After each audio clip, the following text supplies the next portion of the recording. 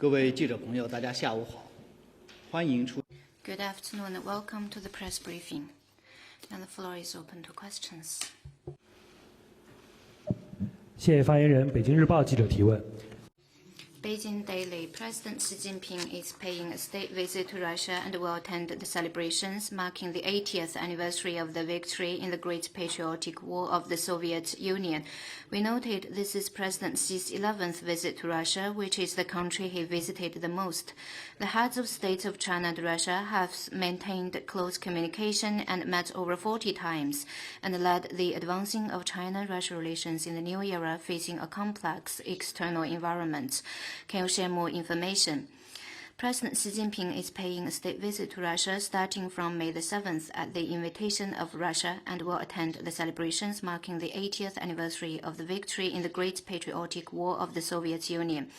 During the visit, President Xi and President Putin had in-depth, friendly and fruitful exchanges of views on China-Russia relations and major international and regional issues, and reached many important common understandings. The two heads of state signed the joint statement between China and Russia on further deepening the China-Russia Comprehensive Strategic Partnership of Coordination for the new era on the occasion of the 80th anniversary of the victory of the Chinese People's War of Resistance against the Japanese aggression, the Soviet Union's Great Patriotic War, and the founding of the UN, and witnessed the exchange of over 20 bilateral cooperation documents injecting impetus into the development of bilateral relations. President Xi noted that the two sides, as good neighbors, true friends who share will and woe, and good partners of mutual achievement. The relationship between China and Russia is characterized by a distinct historical logic, strong endogenous driving force, and profound civilization roots. It does not target any third party and is not subject to restrictions from any third party. The two sides have successfully found the right way for the two neighboring major countries to get along with each other and forge the spirit of strategic coordination for a new era, which features permanent good neighborly friendship, comprehensive strategic coordination, and mutually beneficial cooperation. The two countries will nourish everlasting friendship and deepen political mutual trust, increase strategic coordination, pursue mutual benefits, and continue to deepen practical cooperation in various fields, uphold fairness and justice, and firmly defend the international system with the UN at its core and the international order based on international law. And we will also safeguard true multilateralism, maintain the right direction of global governance through solidarity. President Xi stressed that this year marks the 80th anniversary of the victory of the Chinese People's War of Resistance against the Japanese aggression, the Soviet Union's Great Patriotic War, and the World Anti-Fascist War, facing the unilateralism and bullying moves.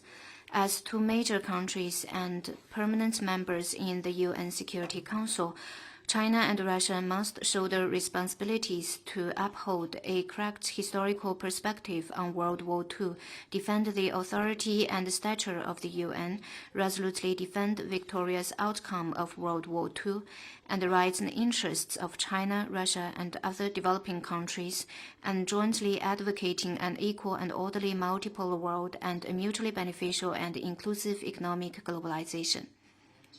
During the visit, China and Russia issued a joint statement on global strategic stability, reiterated the two countries' devotion to practicing true multilateralism, and supports the central role of the UN and its multilateral mechanism, stressed that nuclear weapon states, which bear special responsibility for international security and global strategic stability, should reject Cold War mentality and zero-sum games, resolve contradictions via dialogue on an equal footing and mutually respectful consultations, build confidence to avoid dangerous miscalculations. This demonstrates China and Russia shoulder major countries' responsibility in devotion in maintaining and enhancing global strategic stability.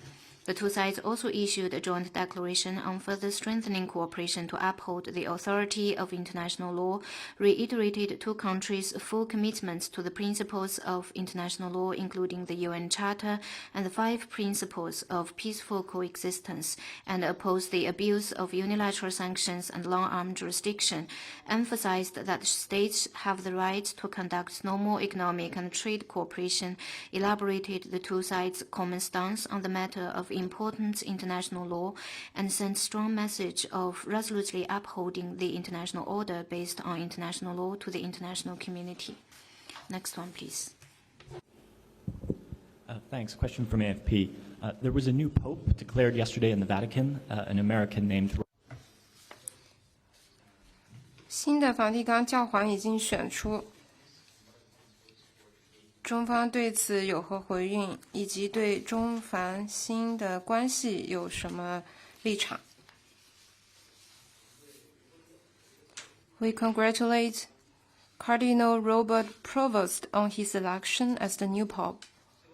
We hope that, under the leadership of the new pope, the Vatican will continue to have dialogue with China in a constructive spirit, have in-depth communication on international issues of mutual interest, jointly advance the continuous improvement of the China-Vatican relations, and make contributions to world peace, stability, development, and prosperity.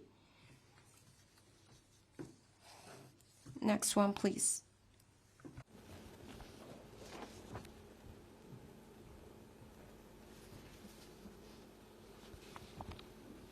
下一个问题。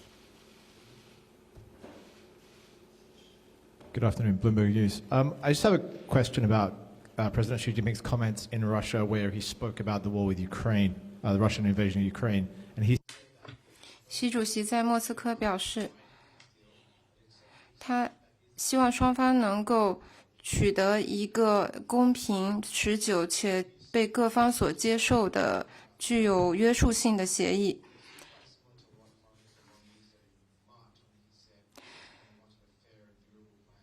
这和王毅外长3月份的时候提出的概念是非常相似的。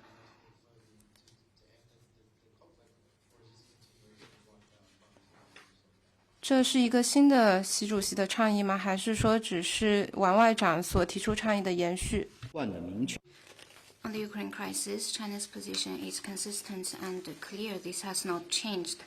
China will continue to work with the international community to play a constructive role in finally resolving the issue and realizing lasting peace. Next one, please. 日本共同社提问：中国和日本的有关部门 Kyodo News. The relevant departments of China and Japan held the third round of negotiations on the export of Japanese aquatic products.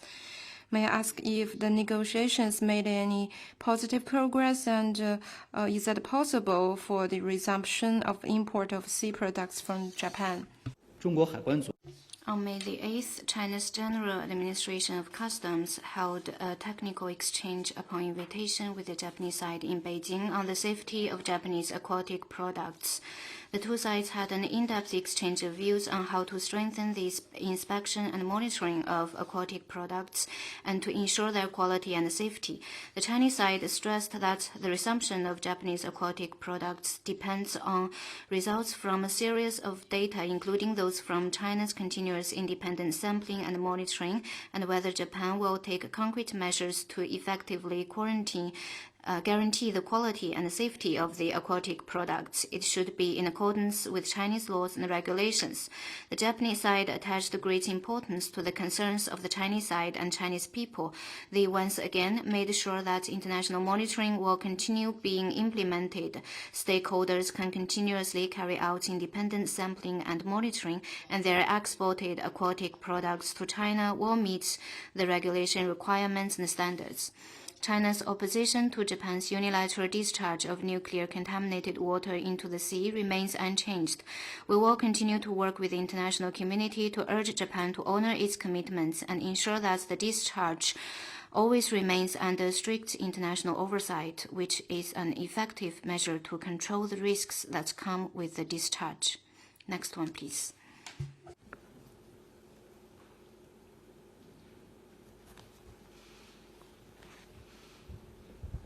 Thank you, Ukraine Foreign News Agency. Russian leader Vladimir Putin yesterday at a meeting with Chinese President Xi stated that Russia and China are jointly countering. 普京总统昨天对习主席称，俄中两国正共同打击新纳粹主义和军国主义。中俄的声明令人不安，因为俄罗斯曾以打击乌克兰的新纳粹分子为借口，在22年发动了对乌克兰的入侵。那么，中方是否认同莫斯科的观点，就是说乌克兰存在某种纳粹主义？那么中国是否会帮助俄打击这种所谓的纳粹主义？但是事实上是支持俄罗斯侵乌的战争。联合国大会多次 The UN General Assembly repeatedly adopted resolutions on fighting neo-Nazism with overwhelming majority, which represents the unequivocal position of the international community on this issue. You may refer to that. On the Ukraine crisis, as I just said, China's position is consistent and clear and remains unchanged. China stands ready to, in light of the will of parties concerned, work with the international community to continue playing a constructive role for resolving the crisis and realizing lasting peace. Next one, please.